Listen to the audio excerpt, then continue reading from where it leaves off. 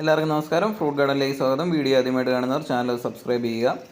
നമ്മുടെ പയർ കൃഷിയാണിത്. കണ്ടോ, പയറൊക്കെ പൂവിട്ട് നിൽപ്പുണ്ട്. നമ്മളിതിൽ നിന്ന് അത്യാവശ്യം നല്ലപോലെ വിളവുകൾ എടുത്ത പയറാണ്. ഏകദേശം ഒരു 2-2.5 മാസത്തോളം നമ്മൾ അത്യാവശ്യം നല്ല രീതിയിൽ ഇതിൽ നിന്ന് വിളവുകളൊക്കെ എടുത്തു. ഇപ്പോഴീ പയർ ഇനിയിപ്പം ഒരു ഏകദേശം 1-1.5 മാസം 2 മാസം കൂടെയൊക്കെ ഇതിൽ നിന്നുള്ള, അത് കഴിഞ്ഞ് ഇത് പറിച്ച് കളഞ്ഞ് പുതിയ പയറുകൾ നടണം. നമ്മൾ ഗ്രോ ബാഗിലാണ് പയർ നട്ടിരിക്കുന്നത്.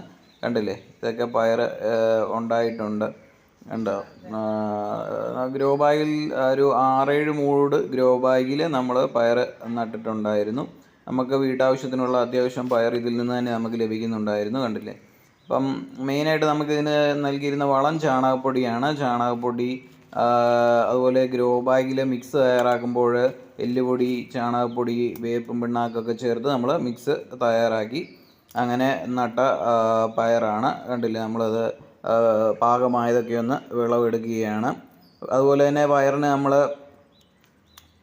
കീടാക്രമണമൊക്കെ പയറിന് അത്യാവശ്യം നല്ല രീതിയിൽ ഉണ്ടാകുന്നുണ്ട്. അപ്പോൾ നമ്മളതിന് വേപ്പെണ്ണ എമൾഷന് നമ്മൾ റെഡിയാക്കി തളിച്ചു കൊടുക്കുകയാണ് ചെയ്യാറുള്ളത്. വേപ്പെണ്ണ എമൾഷൻ കീടങ്ങൾക്കൊക്കെ വളരെ നല്ലൊരു പരിഹാര മാർഗ്ഗമാണ്.